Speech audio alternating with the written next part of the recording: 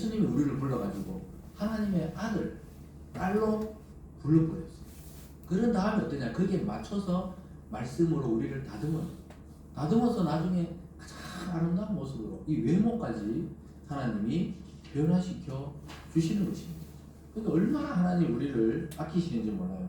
조금 더 올라가 보면요, 이제 얼굴 올라갑니다. 7장 4절에 보면요, 목은 상아 망대 같구나, 눈은 헤스본 바들라 빈 문 곁에 있는 연못 같고, 코는 다메섹을 향한 레바논 망대 같구나. 여러분, 목이 뭡니까? 목이 목을 말해요. 목이 상아 망대라는 것이 멀리 그 적기가 오는지 안 오는지 지켜보는데 쫙 뻗어 있다고. 목이, 그 미인은 목이 길어야 되거든요. 목이 이런 미인은 못 봤잖아요. 목이 쭉 길어야 되지. 목이 이거 가슴에 뚝 붙어 있는 미인은 없어요. 예? 씨름 선수처럼. 그런데 씨름 선수도 목에 딱 붙어 있어야 되지만, 눈은 뭐라 그래요? 헤스본에 있는 바드라빈 문 곁에 있는 호수 같다는 거예요. 연못.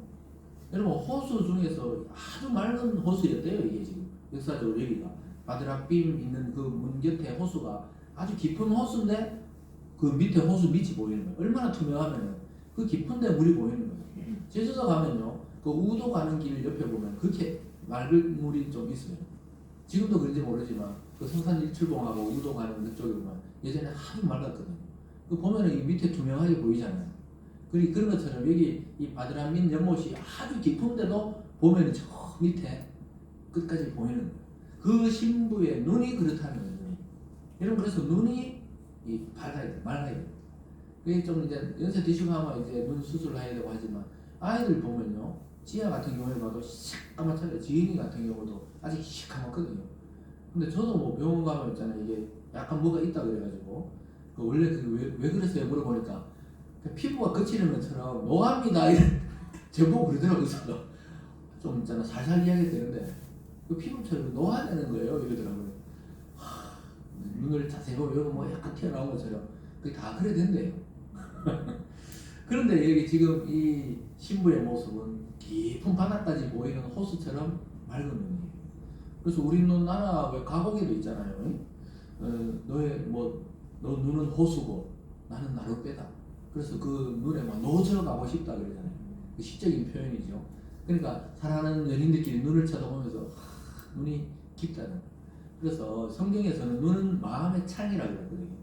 그래서 이 사람이 음흉한 생각을 하는지 거짓말 하는지 아니면은 이 사람이 좀 순수한 사람인지 눈에 좀 드러나요. 참 그렇습니다. 그래서 뭔가 아름답고 예쁜 것 같은데 그 눈을 보면 있잖아요. 아, 이 사람 조심해야 되겠다. 이런 사람도 있고, 그냥 뭐 평범해 보이는데 자세히 보면 또 그런 깊은 사람이 있어요. 그래서 눈이 깊다. 그래, 우리 있잖아요, 첫째 애를 때 애기 엄마가 없거나 아니면 제가 안고 이래 있으면 그 어떤 분이 그러더라고. 얘는 애기인데도 이 눈이 진짜 굉장히 깊다 그러면서, 눈이 깊다 그러더라고.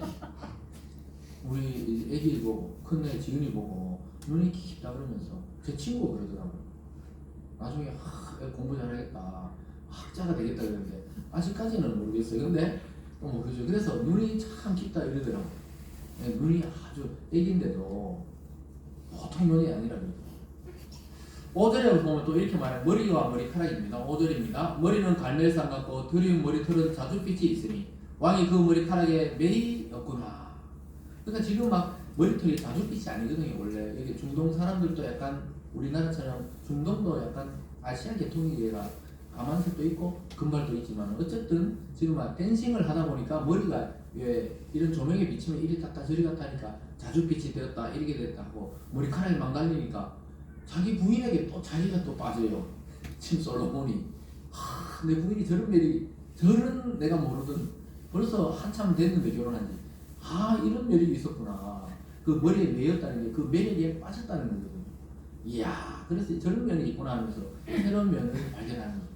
여러분, 혹시 결혼하신 분들, 또 뭐 영상을 통해 보는 우리 성도들도, 결혼하신 분들도 다시 재발견을 해야 돼요. 부인이 그냥 이제 같이 트림하고 뭐 방구 끼고 막 이런다고 아이고 이러지 말고 새로운 면을 자꾸 발견하려고 해야 되는 겁니다. 자꾸 새로운 면을 발견하면 또 있어요. 그래서 저는 항상 그런 생각하거든요. 이 부인을 볼 때, 또 남편을 볼 때, 이 부부들은 좀 약간 연구자의 자세를 가져야 돼요. 사실 평생 새로운 면을 발견할 수 있다고 그러더라고요.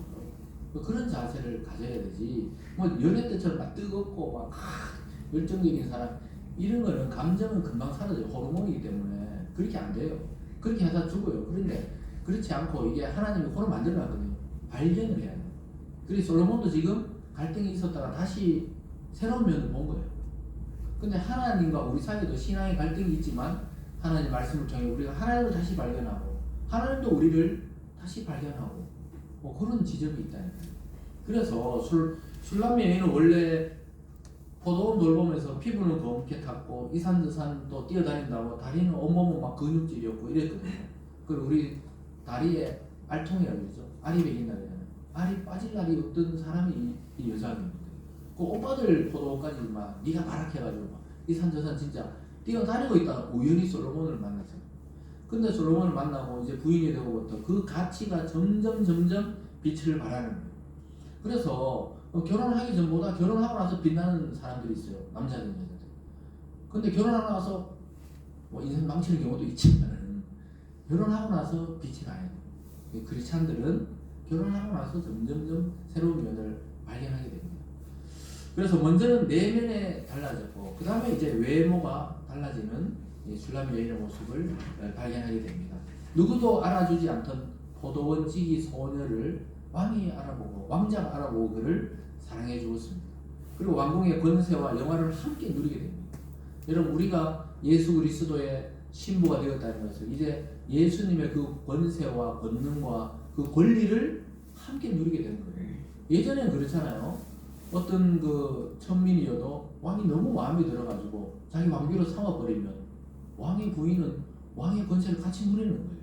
우리는 전혀 하나님의 자녀가 아닌데 예수님 믿으면서 하나님 어떻게 승격시켰어요. 하나님의 자녀다.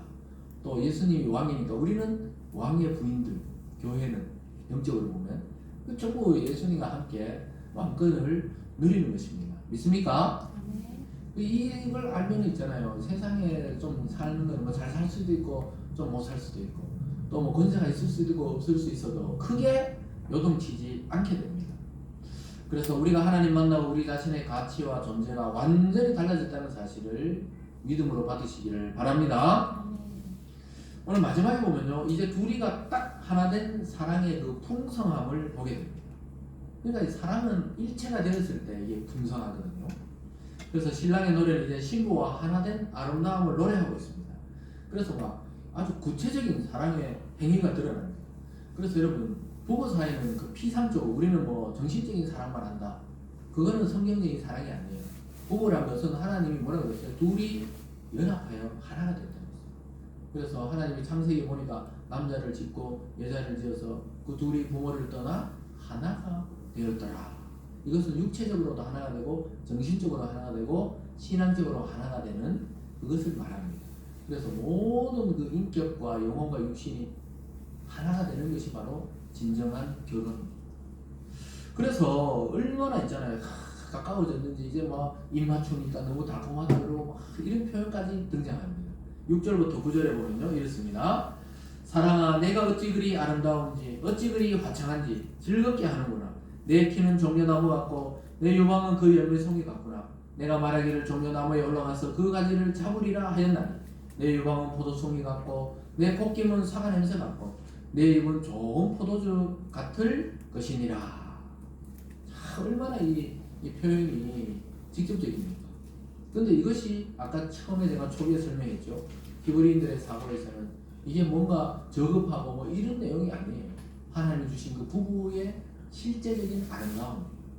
콧김이 옆에 콧김 끼면 우리 싫어하잖아요. 근데 부인의 콧김, 남편의 콧김은 그 달콤한 사과 향기 같다 그러잖아요. 사과 냄새 같아요. 여러분 콧김을 한번 맡아보세요. 사과 냄새 같은 거. 그렇지 않거든요. 근데 사랑하니까 그런 것이 전부 좋아 보이는 겁니다. 내 입은 좋은 포도주 같다는 거예요. 그 둘이 입을 맞추는데 포도주가 그때 최고로 생각했거든요. 그렇게 달짝지근하고 아름답고 맛있고 이랬다는 거예요. 그걸 잘 표현한 겁니다. 그래서 얼마나 좋기를 막 콧김이 사과 냄새 났냐. 여러분 콧김 맡기 싫어하잖아요. 애들 막 이렇게 해보세요. 그 애기들인데 애들 막 고개 돌리고 이러지. 근데 사랑하는 사이에서는 더 해줘 이렇게 한단 말이에요.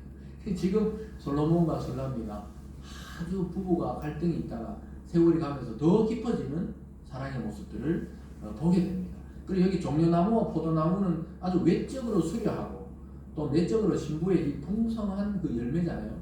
그 생산력을 드러내는 것입니다. 참 그래서 제가 청년들을 이거 아가서 설교할 때는 아주 자세하게 설명을 해줬어요. 지금 우리가 아주 전 세대가 있기 때문에 또 영상으로 나가기 때문에 제가 다 이야기해 줄 수 없지만 청년들인데는 아주 이제 녹음도 안 되고 이러기 때문에 자세하게 이 원래 뜻을 자세하게 이야기해 줬어요. 빨리 결혼하라고. 아 그렇게 좋은가? 결혼이 이런 호기심을 다 가져야 다 결혼하잖아요.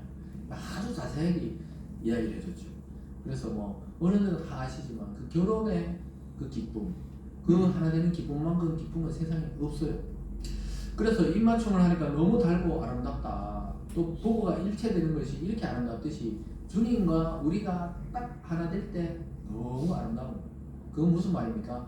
하나님의 말씀에 순종해서 일체돼서 우리가 행할 때 하나님이 너무 우리를 자랑스러워하시고 세상에서도 야, 저 사람은 역시 신앙이 멋있구나. 아 정말 절제도 있고 또 그리고 남에게 베풀 줄도 알고 사랑할 줄도 아는구나. 이렇게 말합니다. 그래서 이 세상에서 가장 큰 특권이 뭡니까? 결혼의 특권이 그 중에 하나입니다.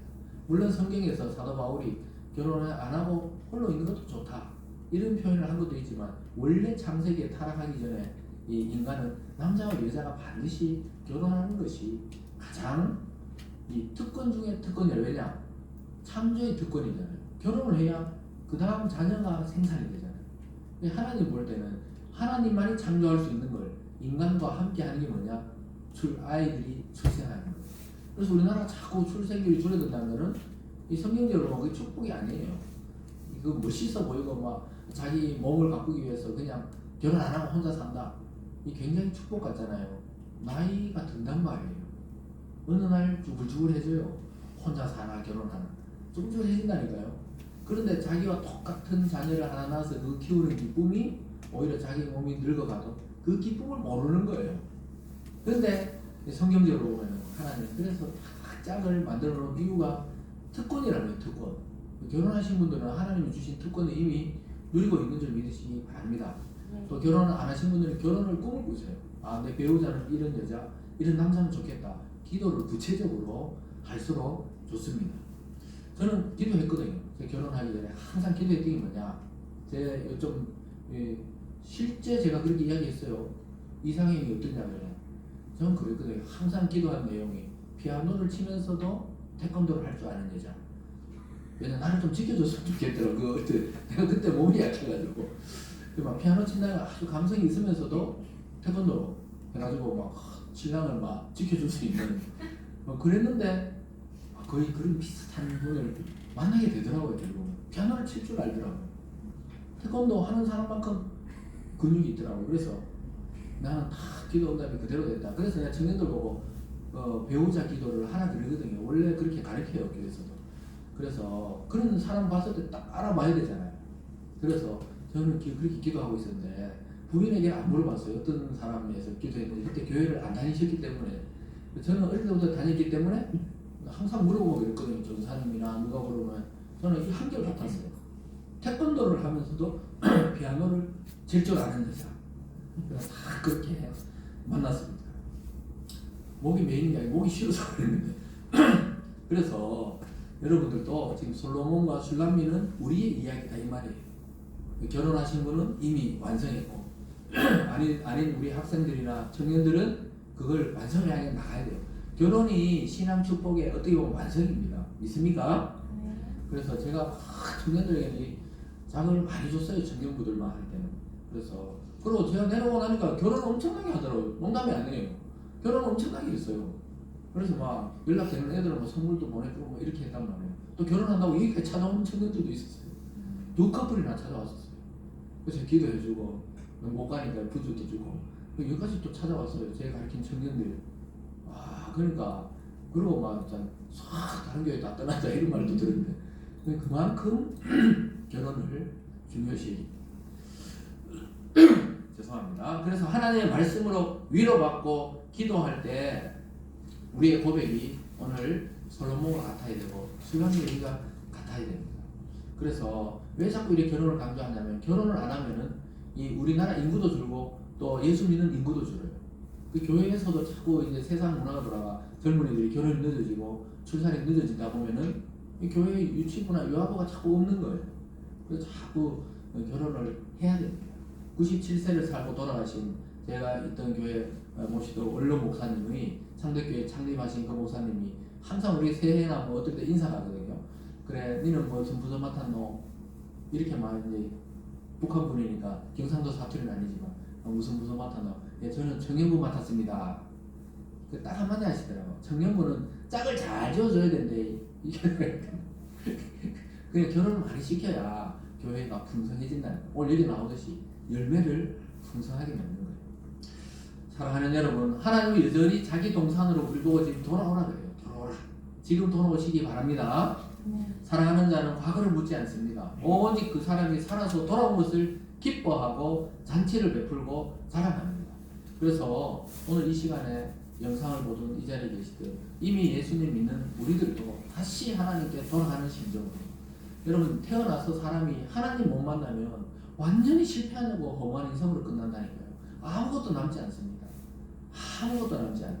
그래서 하나님과 함께 영원한 생명을 얻는 기쁨으로, 정말 하나님과 함께 우리가 이렇게 춤을 추듯이 기쁨으로 살아가는 우리 성도님들 되시길 주님의 이름으로 축원합니다. 기도하겠습니다. 사랑의 하나님 아버지, 오늘 우리에게 성탄을 앞두고 솔로몬과 술람미 여인의 이 관계를 통해 주님과 우리의 관계를 보게 하심에 감사드립니다. 아버지 하나님, 다시 오실 주님은 신랑으로 오신다 그랬는데 신부인 우리들이 깨어있고 준비되게 도와 주시옵소서.